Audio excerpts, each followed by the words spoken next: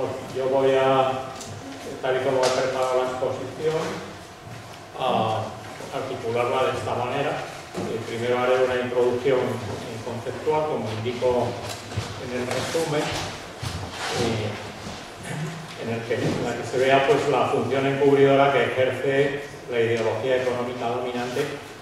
Vamos, la ideología dominante en general, pero la económica en particular, a través de las nociones de sistema económico, de las nociones usuales del sistema económico y del sistema político. Es decir, que son las nociones que se enseñan normalmente en las universidades, aunque haya ya, pues quizá en todas ellas, algún núcleo crítico, vamos, pero es un poco lo que forma parte pues, de la normativa de los manuales y que ejerce, como vamos a ver, pues una función encubridora. Después pasamos ya a ver entonces a partir pues, de perspectivas más amplias el funcionamiento de la crisis en la economía global y para pasar luego al funcionamiento de la crisis en la economía española, con luego una parte pues, de conclusiones y perspectivas de cambio. Bien, pues entonces pasando ya rápidamente a la primera parte, pues quería advertir una serie de presupuestos. En primer lugar, que es la ideología la que orienta nuestros enfoques, percepciones y comportamientos, y que un determinado enfoque, por muy científico que se pretenda, pues permite subrayar, incluso cuantificar determinados aspectos, pero a fuerza de soslayar otros. O sea que, claro, si focaliza algo, al mismo tiempo deja difuso otros aspectos. Entonces, de ahí que el enfoque económico dominante pues haya ido ganando campo en esa función encubridora que ejerce, al mismo tiempo que ha ido perdiendo capacidad analítica y predictiva de lo que ocurre, ¿no? Bueno, después también quiero subrayar que la percepción del presente y del pasado condiciona lo que podamos imaginar como futuro y por ello también pues, las posibilidades de cambio. O sea que está relacionado todo. Entonces, precisamente es esa deformación, esa mistificación, esa función encubridora del presente, la que nos incapacita pues, para ver otros escenarios pues, de futuro. Bien, pues luego es evidente que, claro, tenemos que trascender esa ideología y esos enfoques hoy dominantes y para ello lo que yo trato es en general de relativizarlos viendo que antes, en otros tiempos, no fueron para nada dominantes, no existían incluso y que en el futuro pues tampoco tienen por qué seguirlo siendo siempre. Es decir, que hay que colocar pues, en perspectiva pues, todas estas categorías mismo del análisis económico. Y bueno, ahora ya me había pedido Jaime pues un poco el que de apoyos, pues, entonces yo aparte de este artículo luego, después había pensado que quizás sería de utilidad que entraréis en el blog mío en público, porque ahí no sé si estarán todos los artículos, pero si se van para atrás también, yo creo que sí, pero sí. En cualquier caso es que ahí desde el principio pues he seguido, he interpretado la crisis, etcétera, etcétera. Con eso quizá pues, pensaba acabarlo sacando como libro, porque ahí están mis reflexiones en realidad, y reflexiones críticas también respecto a lo que se ha ido haciendo, etcétera, etcétera. Bueno, y entonces como apoyo, pues claro, en primer lugar está el libro La economía en evolución, que es siglo XXI, estoy preparando la cuarta edición, que lleva un subtítulo, es Historia y perspectivas de las categorías básicas del pensamiento económico. Bien, pues ahí es donde pongo en perspectiva esas categorías y donde veo pues, esa función encubridora que ejercen, etc. Es un libro más pues, de filosofía de la ciencia o de historia de la ciencia para relativizar esas perspectivas, que luego hay una parte, claro, de perspectivas también del futuro, es decir, cómo se pueden enfocar las cosas de otra manera. Y después está el libro este otro de las raíces económicas del deterioro económico y social, que ahí ya sí entro en la edición de ya en 2010, pues claro, en todo el tema de la crisis, Y todo esto en general en el mundo, pero luego ya en el último capítulo dedicado a la economía española. Después yo me apoyaría también en estos otros dos libros que serían para mí básicos para entender lo que está pasando. El de Economía, Poder y Megaproyectos, pues, que está editado por la Fundación César Manrique.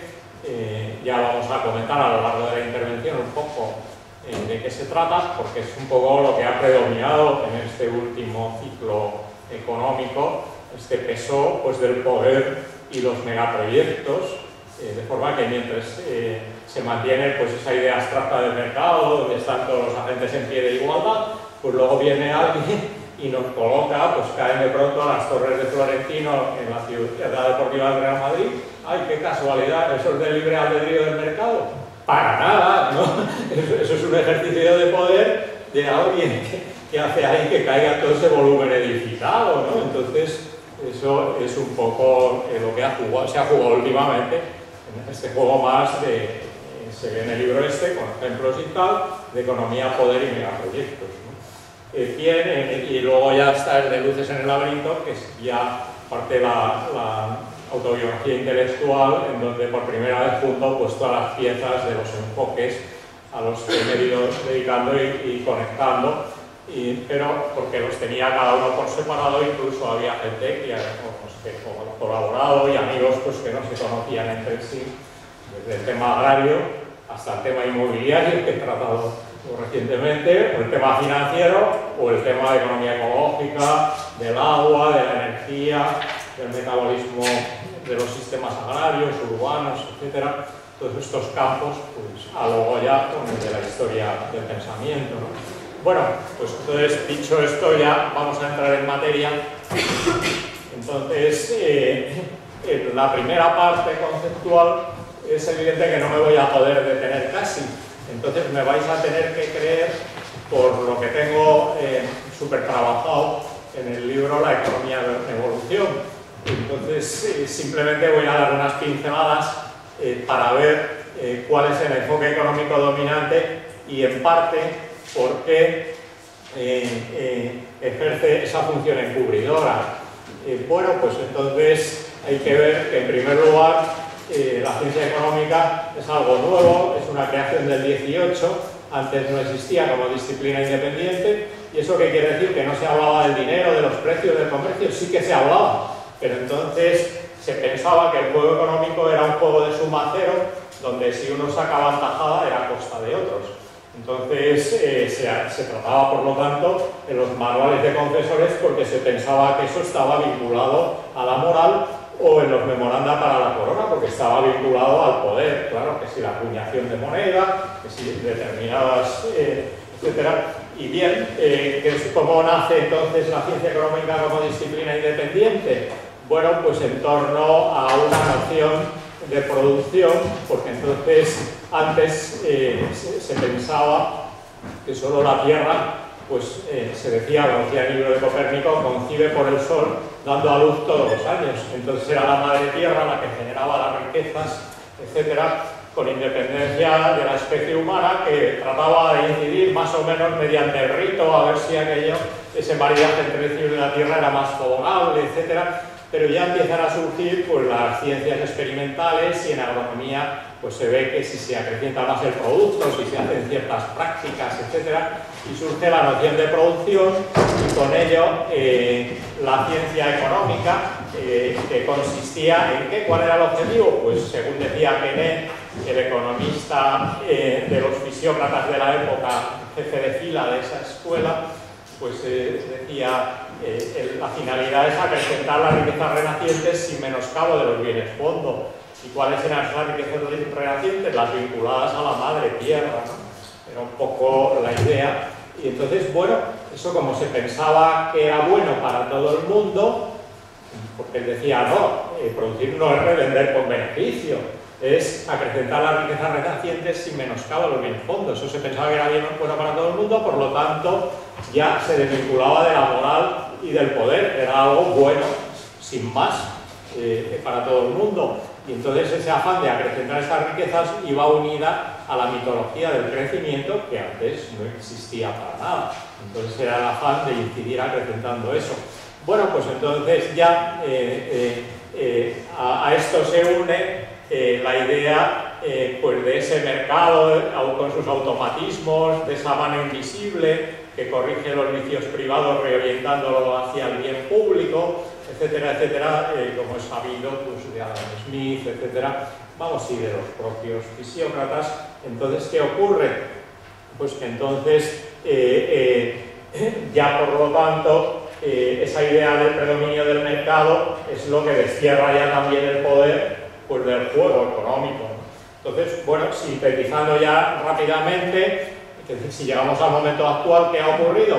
Bueno, pues que todo se ha implantado ya el carrusel de la producción, el consumo y el crecimiento, pero se ha cortado el cordón umbilical que unía esa idea del sistema con el mundo físico inicial, con esas riquezas hipotéticamente renacientes, y cuando ya la especie humana vive de extraer, que es la gran fuerza geológica que extrae todas las cosas de la corteza terrestre con un tonelaje muy superior a los derivados de la fotosíntesis, se impone como centro la noción de producción, cuando claro, no hay producción de petróleo, no hay producción en general de nada, sino casi mera extracción, proceso y deterioro, es un poco lo que hace, ¿no? Entonces, por lo tanto, sigue predominando esa idea de producción, que se habla hasta de producción de suelo, ¿no? Cuando es un mero stock que está ahí, no se usa de una manera u otra, pero ahí producir suelo, entonces se implanta ya pues de un modo encubridor para oscurecer todos esos deterioros, y lo que no quiere el hortelano le nace en la huerta. Resulta que producir ha acabado siendo revender con beneficio, que eso es pura y simplemente ese agregado de renta o producto nacional, que no es más que la resta entre ciertos valores en venta de ciertas cosas menos lo que ha costado para obtenerlos, ¿no? Entonces, así es donde hemos ido a parar, y ese cajón desastre del valor, por lo tanto, encubre pues, todos los daños sociales, ecológicos, etcétera, que se van produciendo en el proceso vinculados al mundo físico o al mundo social, ¿no? Entonces, bueno, ya concluyendo esta parte, porque no lo puedo detener como indico, y entonces me habéis de perdonar el que sea tan esquemático, porque la cosa es pasar, claro, al objeto central de esta intervención. Podemos decir que, como síntesis, la función encubridora de estos enfoques nos hace que la idea usual del sistema económico desvió la atención desde la adquisición hacia la producción de riqueza. ¿Cuándo ocurrió esto? Pues cuando la civilización industrial basa su tendencia en la mera adquisición de riqueza y extracción, básicamente, ¿no? Entonces ocurre que, sobre todo en este ciclo, y en esto vamos a insistir después, pues es un juego de mera adquisición de riqueza en gran medida, es lo que ha predominado básicamente, y entonces ahí culmina más que nunca esa función encubridora. Bien, entonces la metáfora de la producción y la mitología del crecimiento encubren, por lo tanto, los procesos de adquisición y los daños físicos y sociales, y aparece, por lo tanto, un medio ambiente inestudiado, medio ambiente que escapa a esa red analítica usual de la economía. ¿Por qué? Porque está plagado de recursos naturales antes de que sean valorados y de residuos artificiales que, por definición, carecen de valor, ¿no?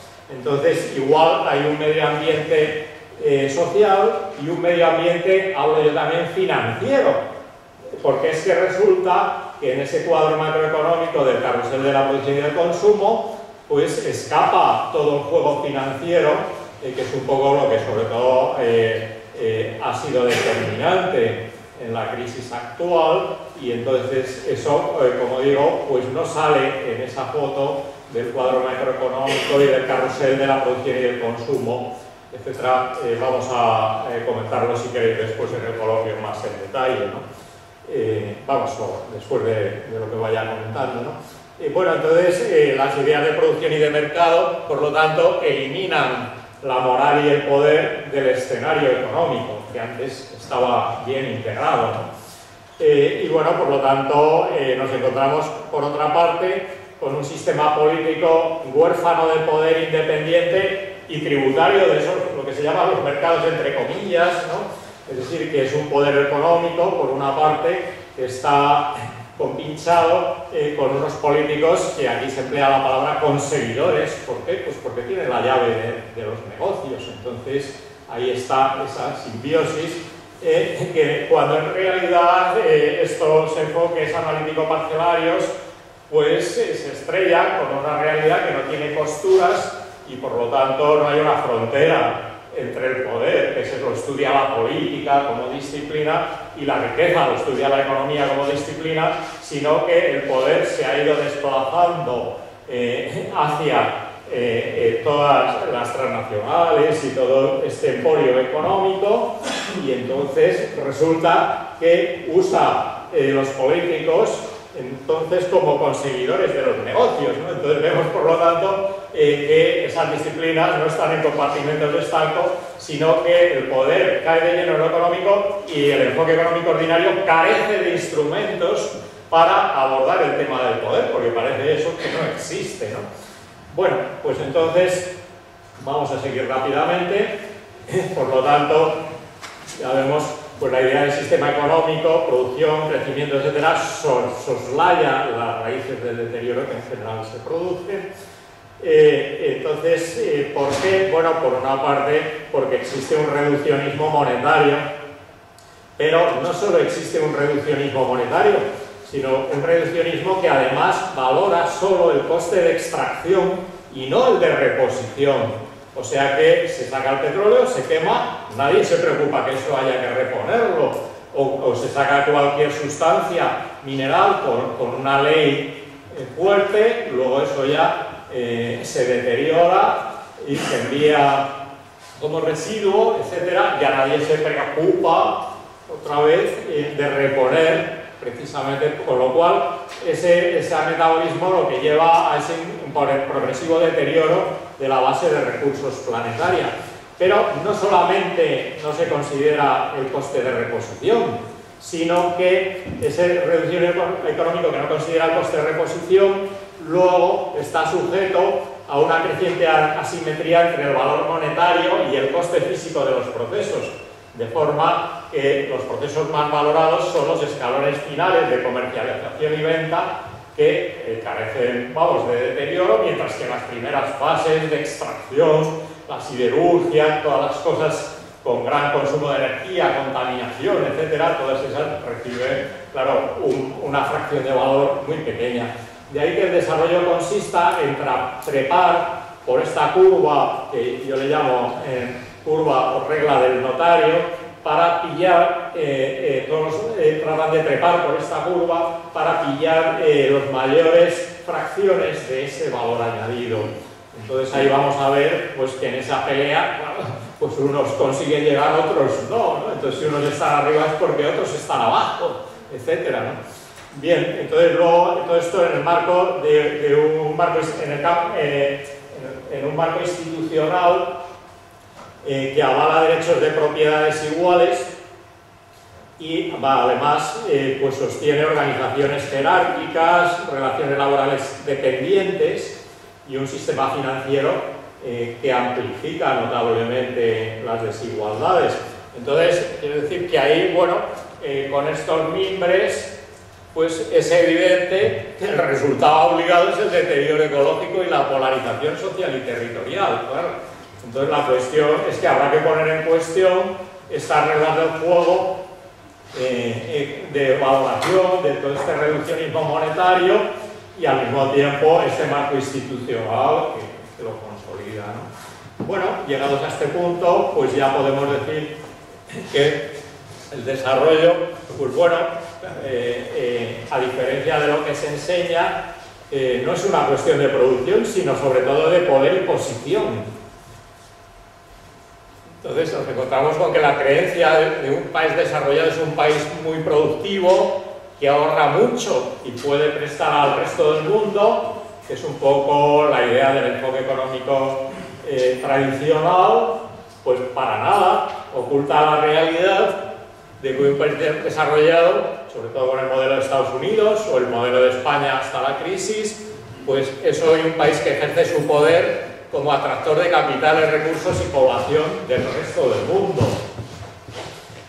Y entonces, por lo tanto, ya a ver que los cambios en el modelo de dominación son los que hacen hoy que el sistema monetario internacional sea un instrumento clave para el ejercicio de ese poder. Bueno, llegamos ya un poquito a plantear la paradoja de que los países más ricos, Estados Unidos, ¿no?, son los países más endeudados, en contra de lo que podía suponer, ¿no?, con ese enfoque de los manuales. Entonces dice, entonces, ¿qué es en realidad un país desarrollado? Pues es un país que consigue equilibrar sus cuentas, básicamente aprovechando una relación de intercambio comercial favorable o atrayendo capitales del resto del mundo a base de emitir pasivos no exigibles o de titulizar sus propios pasivos exigibles. ¿Qué son pasivos no exigibles? Pues bueno, ahí pasivo exigible sería si da un crédito, un banco, pues luego te puede exigir que lo pagues, etcétera, ¿no? Y si no, luego te embarga o lo que sea, ¿no? Pero, qué sé yo, los billetes de banco se emiten y antes se decía el Banco de España pagará al portador tantas pesetas oro porque había convertibilidad, pero ahora que no hay convertibilidad para nada, es un mero papel ahí, entonces nadie está obligado a dar nada a cambio de ese papel. Podrá comprarse con él lo que quieras, lo que puedas comprar según sea la relación de precios, ¿no? Más o menos, pero es igual que una acción que emite una empresa. Entonces, teóricamente el que lo compra es partícipe, pero si vale 100, luego se desploma la bolsa a 50, la empresa no le da nada. Entonces, ahí se queda con los 50. Entonces, ese es el problema, es un pasivo no exigible. Son pasivos no exigibles, ¿no?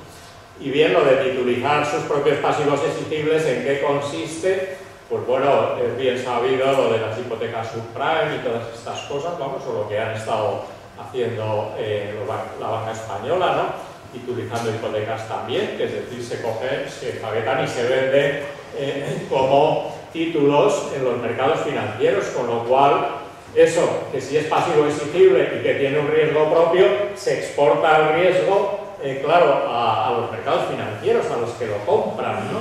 Entonces, en ese sentido, ya pues luego vamos a ver, claro, todo esto pues ha contaminado, pues se ha difundido todos estos riesgos pues por todo el sistema financiero y es uno de los problemas de la crisis, ¿no? Bueno, entonces ya, por lo tanto, de acuerdo con esto, vamos a seguir viendo que el desarrollo es más una cuestión de posición que de producción, lo cual nos induce a pensar en modelos de dominación o depredación, como depredador-presa o parásito-huésped, ¿no? Entonces, en ese sentido, en el libro Raíces Económicas, el deterioro ecológico y social, pues aplico estos modelos para analizar, incluso cuantificar lo que está ocurriendo, ¿no? Entonces, por lo tanto, la caracterización de un país desarrollado, trascendiendo de la metáfora de la producción, pues entonces, de acuerdo con estos enfoques, depredador-presa, pues entonces sería un país en el que el panorama comercial se apoya en una relación de intercambio favorable frente al resto del mundo. Es evidente que no todos los países pueden tener la relación de intercambio favorable a ellos mismos, ¿no? Si unos la tienen es porque otros no la tienen, ¿no? Entonces es que es de cajón, que no pueden salvarse todos por el camino de la producción y el desarrollo, ¿no? Sino que, además es que, bueno, en todo esto, cuando se habla de globalización económica, pues por lo tanto, la clave es las relaciones. Entonces, y no estudiar a cada uno por separado, ahí con su frugalidad, su ahorro, su producción, como si pueda salir adelante por sí mismo. La clave es sus relaciones con el resto. Entonces, de ahí viene precisamente esa globalización, ¿no? Bueno, entonces en el panorama financiero, pues atrae capitales del resto del mundo, ya lo hemos comentado, emitiendo pasivos no exigibles o titulizando los suyos propios, ¿no? Panorama físico, pues los países ricos son deficitarios en recursos y excedentarios en residuos frente al resto del mundo. No todos los países, evidentemente, pueden atraer el ahorro del mundo para sí, es porque otros, entonces, precisamente, son los que se les pilla el ahorro, se les pilla los recursos naturales, se les pilla el petróleo, etcétera, etcétera, y entonces todo eso, ¿a dónde se dirige? Pues bueno, en ese libro tengo una serie de mapas de flujos, donde se ve dónde va a parar, pues a Estados Unidos, Europa, Japón, etcétera. Entonces, bien, entonces en el panorama físico, hoy día, con el tamaño, pues es evidente que si pueden existir esos países ricos es porque el resto del mundo no lo es, porque físicamente sería imposible, dado el tonelaje de recursos del resto del mundo que se dirige hacia ellos y los residuos que emiten. Bueno, al mismo tiempo en el panorama demográfico, ¿qué es lo que hace un país rico? Pues hoy día es que atrae población del resto del mundo. Entonces, por lo tanto, bueno, desde esto ya en el modelo depredador-presa, los depredadores tienen más tamaño, más estructura, están más organizados, con vista, olfato, para localizar las presas, entonces con garras, dientes, etcétera, para capturarlas, pero dentro de la propia especie humana, pues todos somos más o menos por el estilo, no hay grandes diferencias de tamaño ni de esto. Entonces, ¿cómo se ejerce esta depredación? Pues con las reglas del juego económico, son las que juegan a favor de unos y en perjuicio de otros. Entonces, vamos a ver estos modelos de dominación cómo juegan, porque con el enfoque económico ordinario parece que estaríamos todavía anclados en este modelo colonial, de economía colonial tradicional, en el cual, bien, pues esos países ricos serían las metrópolis, esos cuadraditos que están ahí, y bien, entonces el resto del mundo, pues esos espiralcitas son las colonias, pero es que entonces, claro que hay pues unos recursos que traen y por lo tanto unos ingresos comerciales de comercio colonial potentes. Luego devuelven una flecha de inversiones, aunque no sea más que inversiones meramente extractivas en puertos, ferrocarriles, etcétera, para poder seguir manteniendo pues este comercio colonial, etcétera, y un flujo de población que es el que iba desde las metrópolis a colonizar el resto del mundo, ¿no? Sin embargo, hoy día este modelo se ha trastocado tanto institucionalmente como en su funcionamiento. Institucionalmente porque esos triangulitos, esas estrellitas que salen en los países ricos son las empresas transnacionales, y al mismo tiempo esos granitos que le ha salido al mundo son las sucursales o filiales pues de esas empresas transnacionales. Pues es un proceso de sucursalización del mundo. Al mismo tiempo hay unos triangulitos que caen por ahí de un modo aterritorial, que son los paraísos fiscales, para que esas empresas transnacionales puedan escapar a cualquier normativa o reglas del juego que les traten de imponer los estados, ¿no? Y bueno, ahí cambia fundamentalmente la flecha, todo esto lo tengo cuantificado, la flecha de recursos sería ahora inmensa con relación a lo del comercio colonial, porque el capitalismo empezó en el mundo, el capitalismo carbonífero, con el hierro y el carbón, que están muy bien distribuidos por la corteza terrestre. Pero ahora no solamente se han multiplicado muchísimo las exigencias, sino que se han trasladado, claro, al petróleo, que está mal distribuido en la corteza terrestre, y al gas natural, que